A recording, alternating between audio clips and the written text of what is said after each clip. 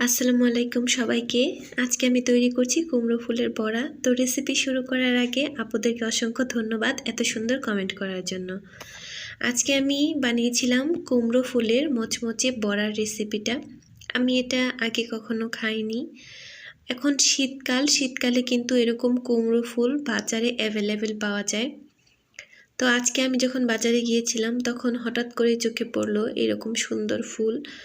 তো ফুল দেখার সঙ্গে সঙ্গে আমাকে দোকানদার যে আঙ্কেল ছিল তিনি বলে দিলেন কিভাবে এই কুমড়ো ফুলের বড়াটা বানানো যায়।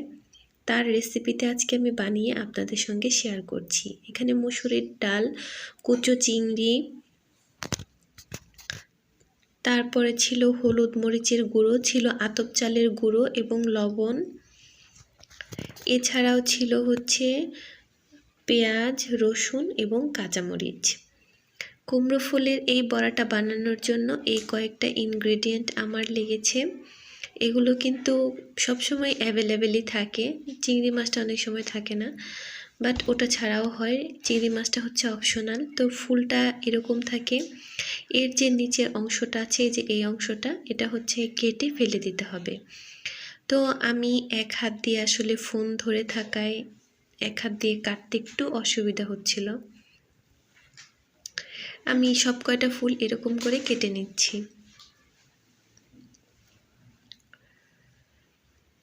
আমি ভিডিওটা সম্পূর্ণ আনকাট রেখেছি আপনাদের সঙ্গে কিছু কথা শেয়ার করার জন্য। আশা করছি আপনারা মনোযোগ দিয়ে আমার কথাগুলো শুনবেন এবং স্কিপ না করে সম্পূর্ণ ভিডিওটি দেখবেন। আসলে আজকের যে রেসিপিটা এটা একেবারেই নর্মাল রেসিপি, এটা সবাই বানাতে পারবে। তো আমি এরকম কেটে নেওয়ার পর ফুলগুলোকে ভালো করে ধুয়ে নিব। এই ফুলের মধ্যে কিন্তু অনেক ছোট ছোট পোকা থাকে এবং ময়লা থাকে। আপনাদেরকে আমি একটু ক্লোজলি দেখাচ্ছি যে কেমন ছোট ছোট পোকা থাকে। এরকম ঝাঁকিয়ে ঝাঁকিয়ে ধুয়ে নিতে হবে এবং একবার ধুলে হবে না, কয়েকবার ধুয়ে নিতে হবে। দেখুন এই যে ছোট ছোট অসংখ্য পোকা এবং বালি থাকে এই ফুলের মধ্যে। ফুলগুলোকে সবগুলো ধুয়ে আমি সুন্দর করে একটু সাইড করে নিয়েছি যাতে করে পানিটুকু ঝরে যায়। এরপর এর মধ্যে আমি নিয়ে নিচ্ছি সব গুঁড়ো মশলাগুলো এবং চালের গুঁড়োটা দেওয়ার কারণে কিন্তু এটা খুব মুচমুচে হয়। তারপর আমি পেঁয়াজ, আদা, রসুন, কাঁচামরিচ এগুলো ব্লেন্ড করে নিয়েছি।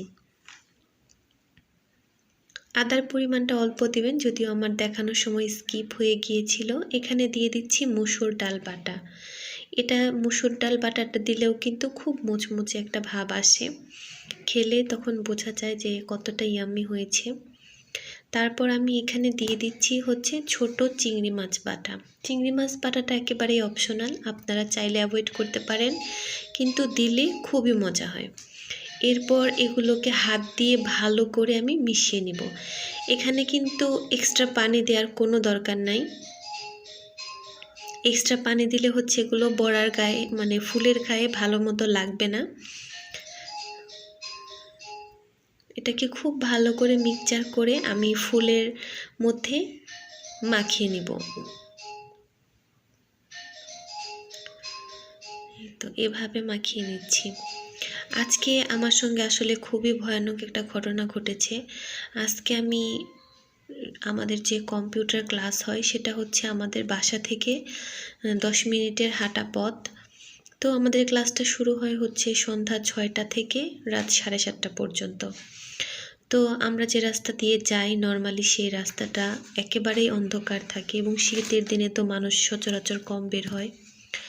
তো বিষয়টা এমন হয়েছিল যে আমি দেখছি যে সামনে একজন 10 থেকে 12 বছর বয়সী একটা মেয়ে দাঁড়িয়েছিল। তো তেলটা এরকম গরম হতে দিয়ে পাকোড়াগুলো আমি ছেড়ে দিচ্ছি।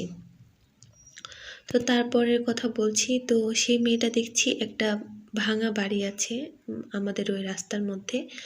তো সেই ভাঙা বাড়ির ভেতরে একটা মরা ডাল নিয়ে ভেতরে শুধু ধাক্কা দিচ্ছে এবং সেই বাড়িতে কেউ থাকে না, পুরাতন একটা বাড়ি। সেই বাড়ির দরজা সব সময় খোলা থাকে এবং তার পাশ দিয়ে হেঁটে যেতে হয়। তো সেই মেয়েটাকে দেখছি যে একটা ডাল নিয়ে অনবরত দরজার ভেতরে সে ধাক্কা দিচ্ছে এবং মুখ দিয়ে কি যেন বিড়বিড় করে বলছে। আমি তাকিয়ে আছি, দেখছি আশেপাশে কেউ আছে নাকি।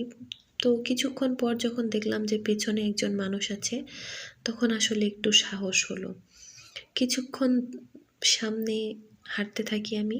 হাঁটতে হাঁটতে এক সময় দেখি যে মেয়েটা হচ্ছে একটা পাগল মনে হয়। তো সে বলছিল যে মেরে ফেলবো, বাইরে আসবি না, মেরে ফেলবো, এরকম আর কি। তো হঠাৎ করে ভয় পেয়ে গেলাম যে পাগল আসলে এই ধরনের কথা বলছে, কারণ ওরা তো অনেক কিছুই দেখতে পায় যেটা আসলে আমরা সুস্থ মানুষ যারা তারা দেখতে পাই না বা বুঝতে পারি না। তো আল্লাহ আমাদের সবাইকে এই সব জিনিস থেকে হেফাজতে রাখুক, আমি এই দোয়াই করছি সবার জন্য। আপনারাও দোয়া করবেন আমার জন্য, আমি যেন ভালো থাকি, সুস্থ থাকি।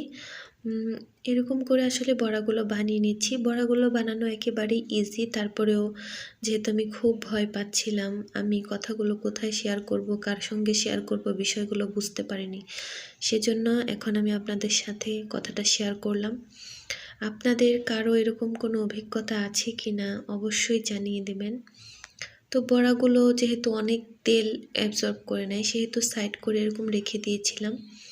এরপর বাকি যে বড়াগুলো ছিল সেগুলো আমি এর মধ্যে দিয়ে দিচ্ছি। এই বড়াগুলো তৈরি করতে কিন্তু খুব একটা বেশি তেল লাগবে না, অল্প তেলই লাগবে, এবং এই তেলের মধ্যে এটা একেবারে মুচমুচে ভাজা হয়ে যাবে। আপনারা ট্রাই করবেন বড়াটা হচ্ছে খাবার ঠিক আগের মুহূর্তে বানাতে, তাহলে কিন্তু বড়াটা খুব মুচমুচে থাকে এবং খেতেও খুব ভালো লাগে, একদম কুড়মুড়ে হয় বড়াটা। তো বড়াগুলো আমার ভাজা শেষ, এগুলো আমি এরকম করে তারপর হচ্ছে তেলগুলো ছড়িয়ে নিচ্ছি। তেলগুলো ছড়িয়ে নেওয়া হয়ে গেলে আমি এগুলো সার্ভ করে নিব। এই তো হয়ে গেল বড়া। খাবার আগে যদি গরম গরম ভাতের সঙ্গে এরকম বড়া হয় তাহলে তো আর কোনো কথাই নেই।